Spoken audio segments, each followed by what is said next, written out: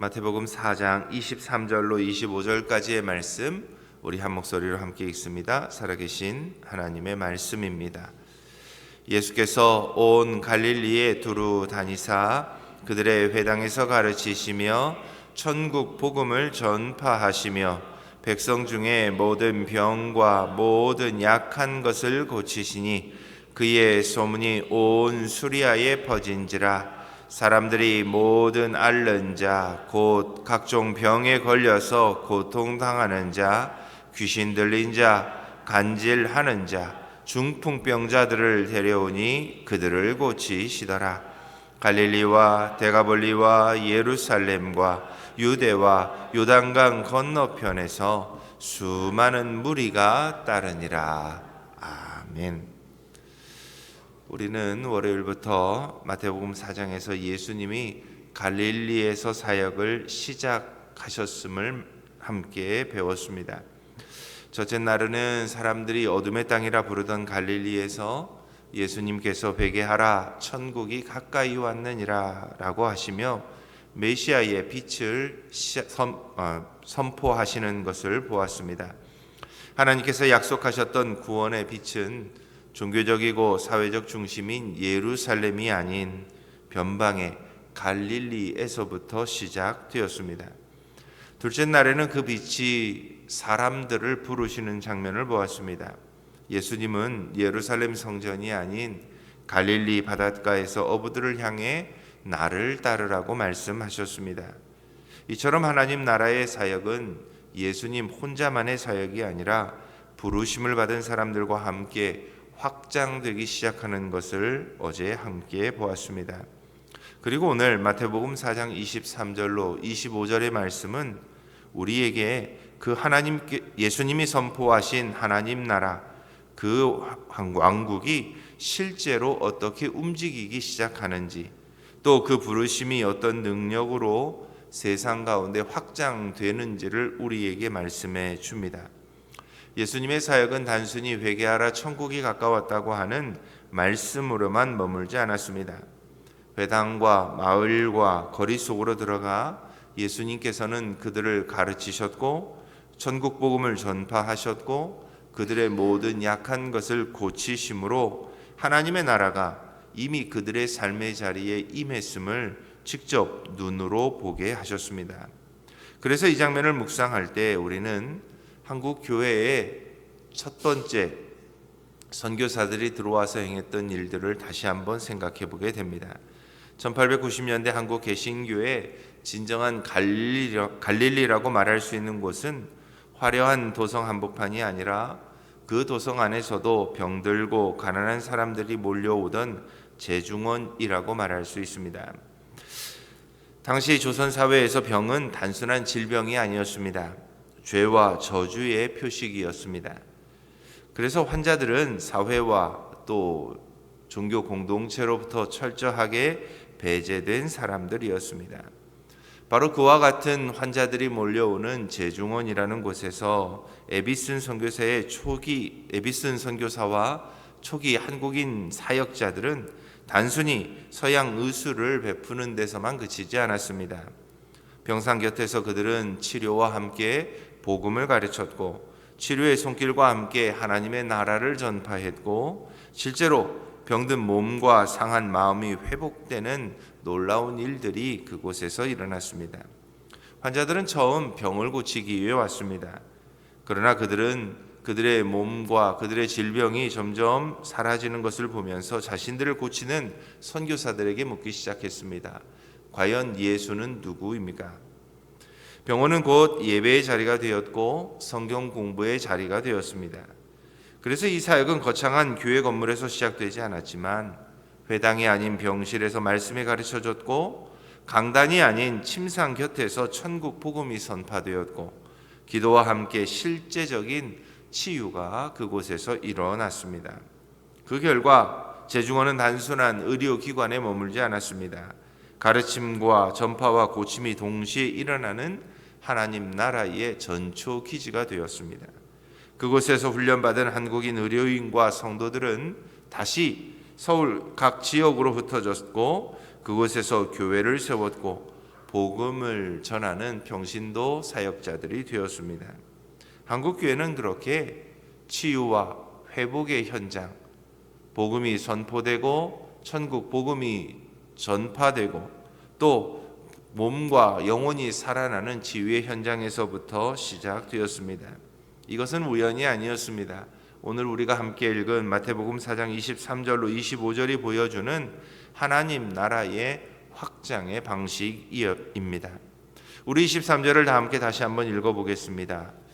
예수께서 온 갈릴리에 두루 다니사 그들의 회당에서 가르치시며 천국 복음을 전파하시며 백성 중에 모든 병과 모든 약한 것을 고치시니.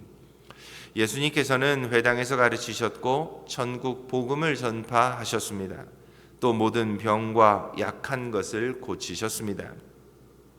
예수님께서 행하신 사역의 이 세 기둥은 그가 메시아로서 가졌던 삼중직과 긴밀하게 연결되어 있습니다. 예수님께서는 이 땅에 왕으로 오셨습니다. 이 땅에 선지자로 오셨습니다.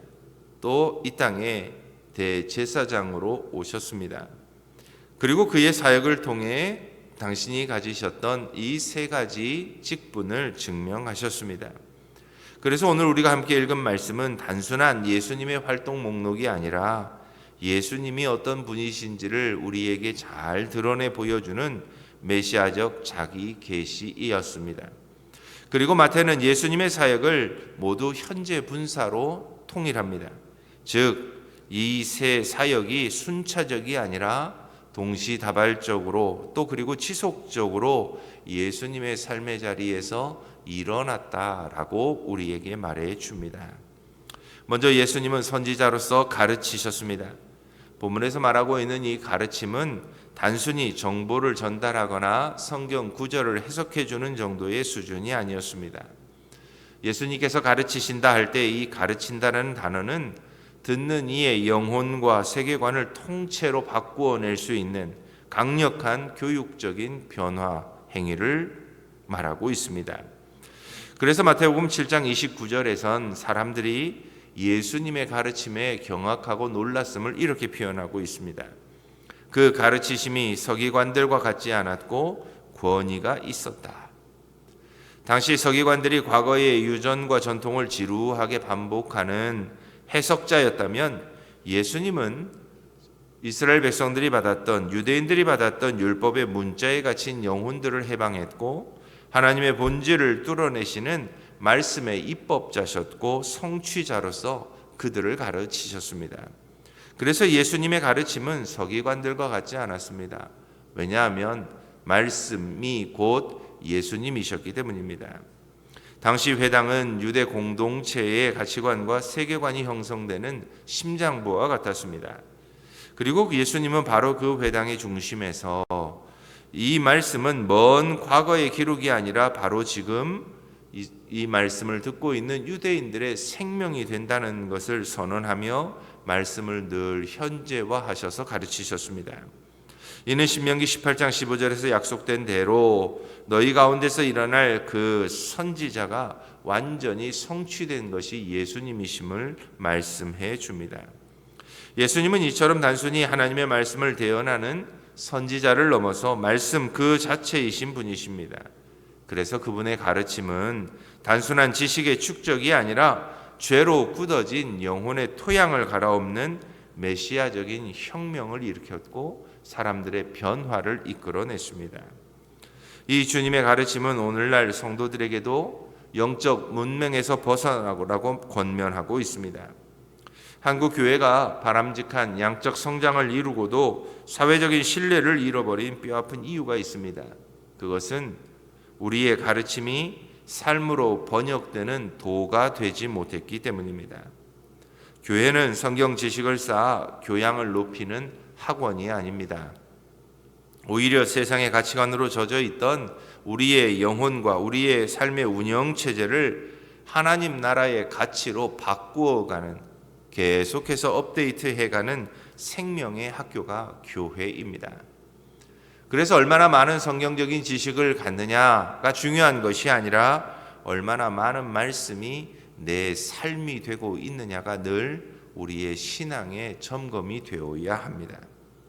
그래서 주일에 들은 주님의 가르침이 월요일에 정직한 삶으로, 화요일에 우리의 절제대논으로, 수요일엔 희생적인 섬김으로 우리의 삶에 드러날 때 비로소 우리는 종교인이 아닌 예수께서 나를 따르라 명령하실 때 순종하며 따르기로 결단했던 제자가 될 수 있습니다.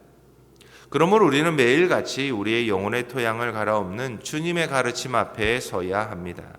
그리고 우리의 삶이 그 주님의 가르침을 따라가야 합니다.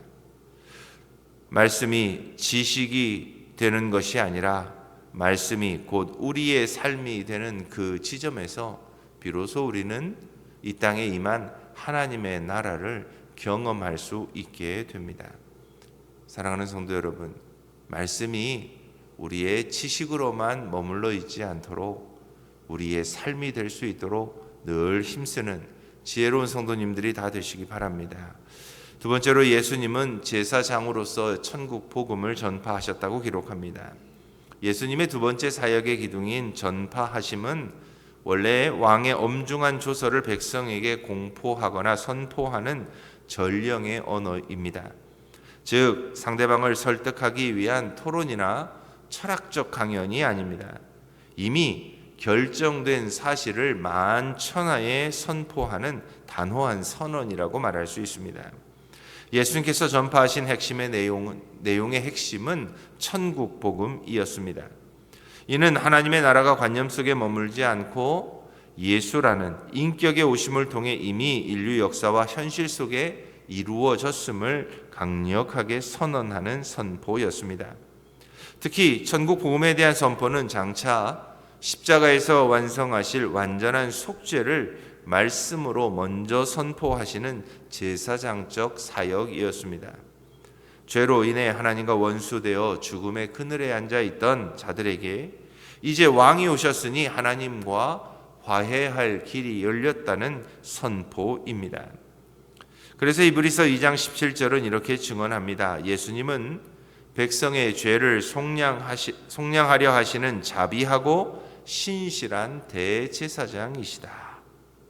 그래서 어찌 보면 절망에 빠진 인류에게 하늘의 사면령을 선포하시는 것, 이것이 바로 천국 복음을 선포하시는 예수님의 모습이었습니다. 오늘 우리의 성도들의 삶 역시 말로만 그치는 것이 아니라 삶의 복음이 선포되어야 합니다. 세상이 경제적 위기와 갈등 속에서 이제 희망이 없다고 절망할 때 그리스도인은 여전히 주님께서 다스리신다는 평안의 삶을 보여주어야 합니다. 그리고 세상 가운데 하늘의 왕이 보내시는 왕의 전령이 되어서 이 천국 복음을 전파해야 합니다. 우리가 고난 중에도 찬송하고 억울함 속에서도 용서하고 상실 가운데서도 찬양할 때 우리의 삶은 곧 세상 사람들에게 하나님의 나라가 이미 임했음을 보여줄 수 있는 가장 강력한 선포가 될 것입니다.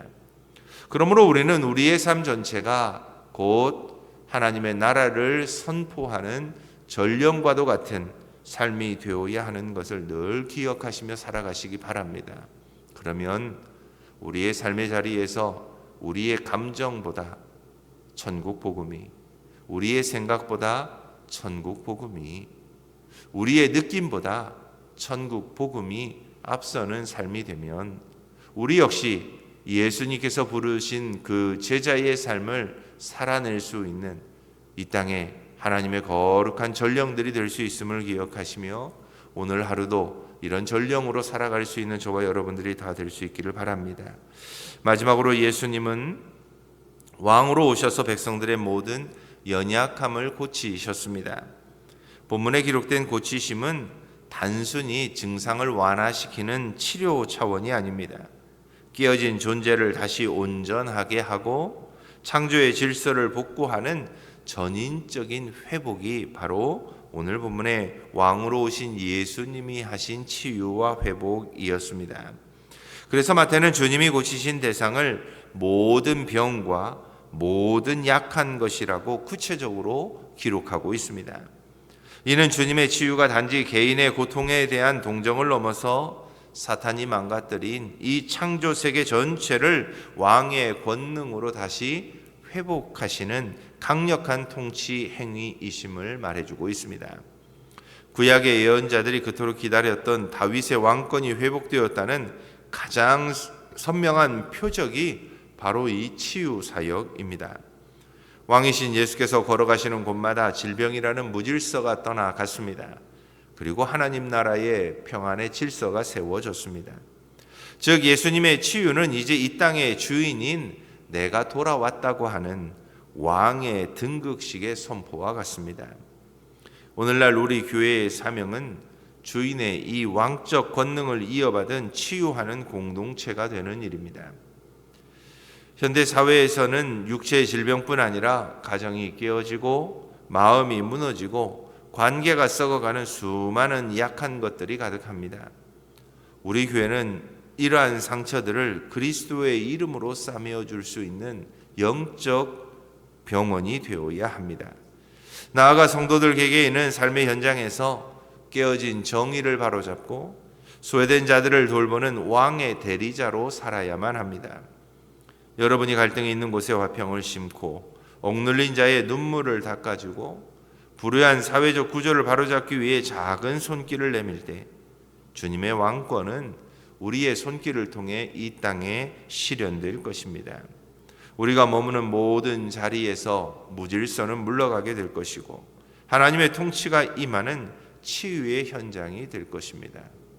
주님은 우리도 주님이 행하신 이 치유의 사역에 함께 동참하도록 우리들을 제자로 불러주셨습니다.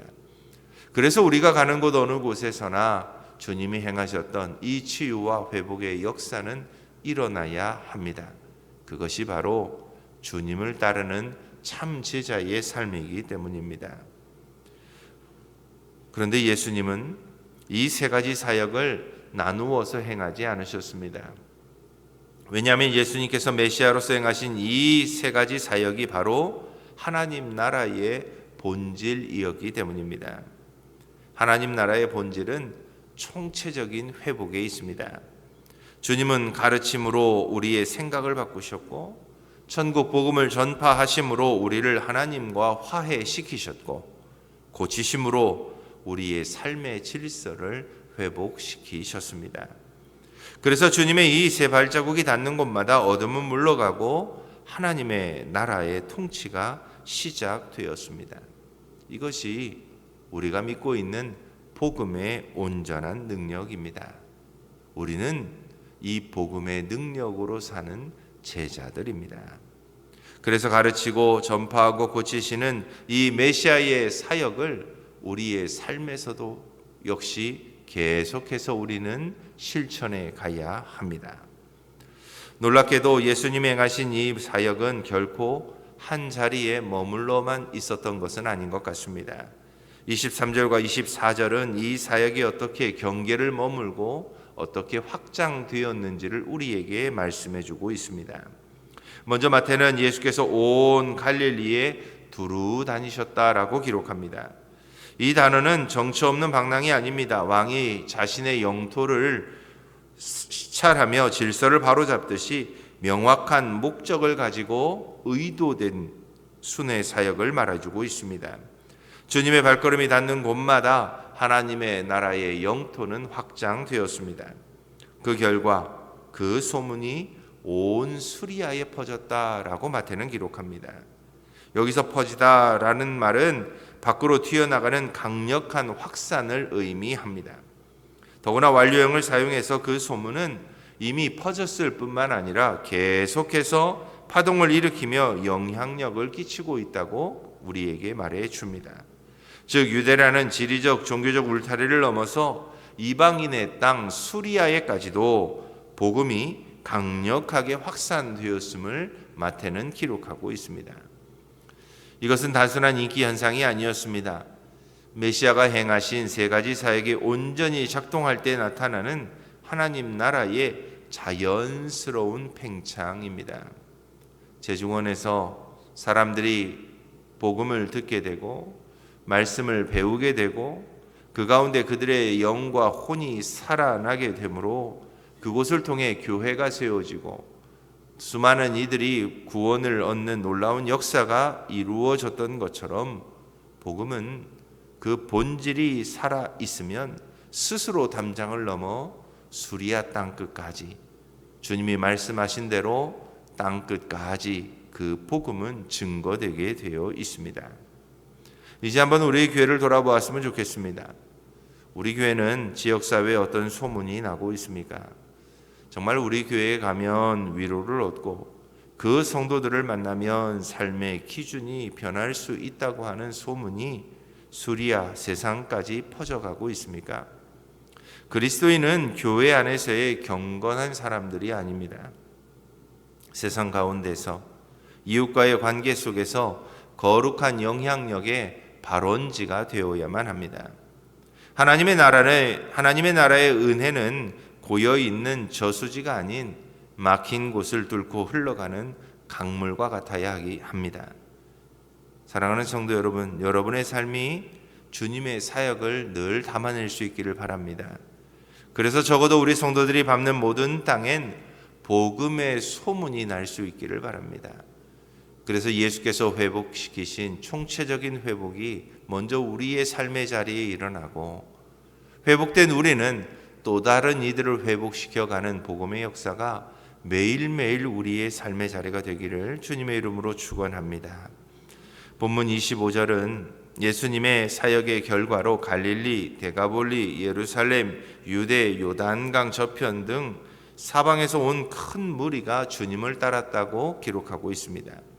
여기서 주목해야 할 단어는 무리입니다. 마태복음에서 이 단어는 주님의 기적과 치유를 보고 몰려든 군중을 의미합니다. 이들은 주님을 사랑해서가 아니었습니다. 자신의 고침과 필요를 얻기 위해 모여든 사람들입니다. 그러나 예수님은 단순히 사람이 많이 모인 것 자체에 만족하지 않으셨습니다. 주님은 이 무리를 바라보시며 불쌍히 여기셨고 사랑하셨습니다. 그러나 그들을 무리의 상태로만 두지 않았습니다. 곧바로 이어지는 5장에서 주님은 그들을 산으로 데리고 올라가십니다.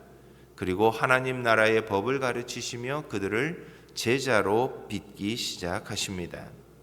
이것이 하나님 나라의 거룩한 순환 구조인 것 같습니다. 주님은 가르치시고 전파하고 치유하시면 많은 무리들이 모여들었고 주님은 그 무리 가운데 제자를 세워 다시 세상을 향해 파송하셨습니다. 이 균형을 이룰 때 교회는 양적 비대함에만 함몰되는 팽창주의나 우리끼리만 만족하는 고립주의에 빠지게 됩니다. 한국 교회의 위기는 무리는 많지만 제자가 적었던 것에서 비롯되었습니다. 성도 여러분, 오늘 우리는 어떤 모습으로 주님을 따르고 있습니까? 단순히 내 삶의 문제를 해결받고 복을 받기 위해 모인 무리의 자리에만 늘 머물러 있고자 하지는 않습니까? 무리는 기적이 일어날 땐 환호하지만 고난이 오면 가장 먼저 주님을 떠납니다. 그러나 제자는 기적이 보이지 않는 순간에도 아니 고난의 현장 한가운데서도 자기를 부인하고 십자가를 지며 끝까지 주님을 따라가고자 합니다. 진정한 신앙은 내 문제를 해결받는 것을 넘어서야 합니다. 이제는 주님의 사역, 가르치고 전파하고 고치는 일이 곧 내가 위임받은 사역임을 깨닫고 그것을 실천하는 사람으로 주님의 제자로 나아가야 합니다. 이제는 무리의 외투를 벗어 던지고 제자의 길로 우리는 매일매일을 살아내야 합니다. 우리가 무리에서 제자로 바뀔 때 비로소 우리 교회는 세상을 변화시킬 수 있는 천국 복음이 선포되고 그들의 영과 몸과 혼이 온전히 치유되는 총체적인 회복이 일어나는 거룩한 하나님의 나라의 전초 기지가 될 것입니다. 사랑하는 성도 여러분, 갈릴리에서 시작된 예수님의 이 세 가지 사역은 여전히 이 시대에 우리의 삶의 자리에서도 이어져야 합니다. 주님은 오늘도 우리를 가르쳐서 진리를 깨닫게 하시고 천국 복음을 전파하여 소망을 주시고 우리의 삶에 깨어진 모든 것을 왕의 권능으로 회복하고 계십니다. 이제는 우리가 결단하고 나아갈 차례입니다. 오늘 하루 무리로 사시겠습니까? 제자로 사시겠습니까? 제자로 살아 하나님의 나라를 확장하고 하나님의 뜻을 온전히 성취해가는 저와 여러분들이 다 될 수 있기를 주님의 이름으로 축원합니다. 우리 함께 기도하겠습니다. 주님, 우리를 제자로 부르셔서 주님이 하시는 가르치시고 전파하시고 회복하시는 그 사역에 우리도 참여할 수 있게 하셨으니 감사합니다. 믿음으로 제자의 길을 걸어갈 수 있는 우리들 모두가 되게 하옵소서. 내가 먼저 회복되어야겠습니다. 내가 먼저 천국 복음을 누려야겠습니다. 내가 주님의 가르침에 내 삶의 방향이 온전히 바뀌어야겠습니다. 주께서 나를 먼저 만져주시고 성령께서 나의 삶을 먼저 회복시켜 주시고 내가 온전히 주님의 제자로 이 땅 가운데 주의 나라와 영광을 위해 쓰임받는 우리들 모두가 되게 하옵소서. 오늘도 살아계신 하나님이 나의 하나님이 되어주시고 성령 하나님이 내 걸음을 인도해 주실 것을 믿음으로 고백하며 살아계신 예수님의 이름으로 기도드립니다. 아멘.